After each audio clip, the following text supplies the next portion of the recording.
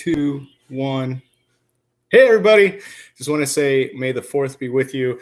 Wanted to make a video today just because of a lot of people celebrate Star Wars today because of, may the Force be with you. And when I started thinking about may the Force be with you, it's just another greeting of just positivity and love and kind of blessing someone on their journey, whatever journey they may be on. And it's always used by the Resistance or the Jedi when they're going out to do, whatever it is that they're trying to accomplish. And so I wanted to use the energy of today and the energy of that greeting because it's so positive. Just to say that, one, I got a new shirt.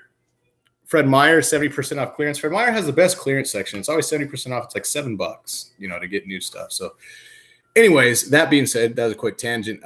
Just wanted to spread as much love as possible to people and just make a quick statement just about some changes that I've been going through for myself. There's been a lot of illumination in my life of the things that are holding me back, and some of the things that you may be experiencing too, but that I've been experiencing is like a lot of gossip,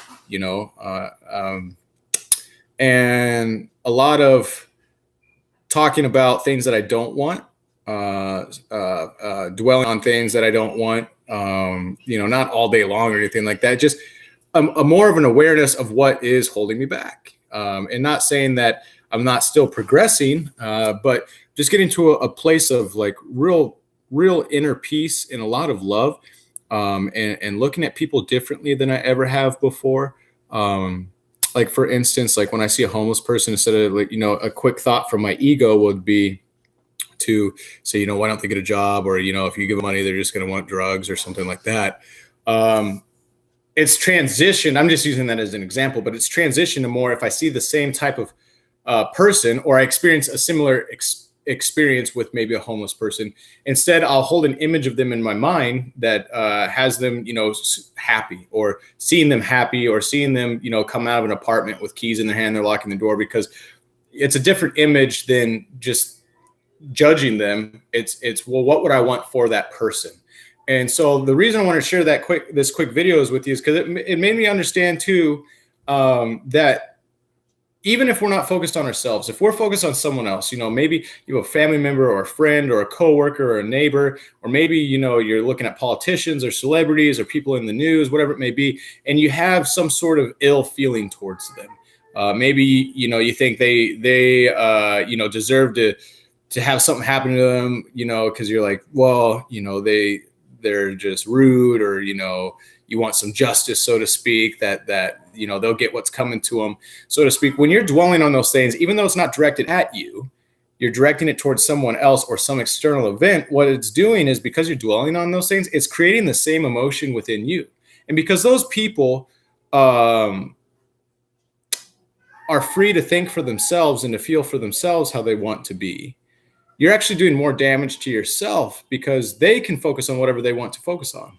Let's take Donald Trump, for example. Okay. Polarizing type of topic, because some people, really stand behind, making America great again, and that slogan. And some people are really put off by some of the things he says and some of his behaviors and actions, right?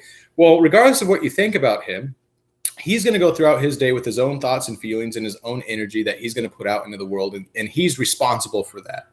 But if you're sitting there stewing over Donald Trump the whole day and why you think he should be impeached, or he shouldn't be the president, or that, the way that he's handling the coronavirus is wrong, whatever it may be, this is not a political topic. It's just an example to show you that he's going to still be living his life the way that he's doing it.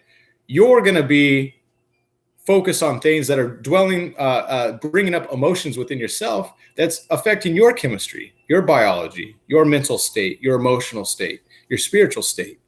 And it's going to have an effect more on your life than it is on his. So I would just implore you, especially with people in your life that you're having a lot of negativity with, try to see them in a light that you would like to see them, in an end result that you'd like to see them as happy, and maybe forgive people in your life and stuff like that. Because every time you project onto someone else, you're actually just creating that same thing that you're thinking about them inside of yourself. So when you're projecting thoughts of positivity and love and compassion and joy for another person, because you have to be mentally conscious of those ideas in yourself, it creates that same feeling. So it's twofold. Whatever you're putting out there, they say comes back to you. Well, it's because whatever you're putting out there, you first have to create within yourself.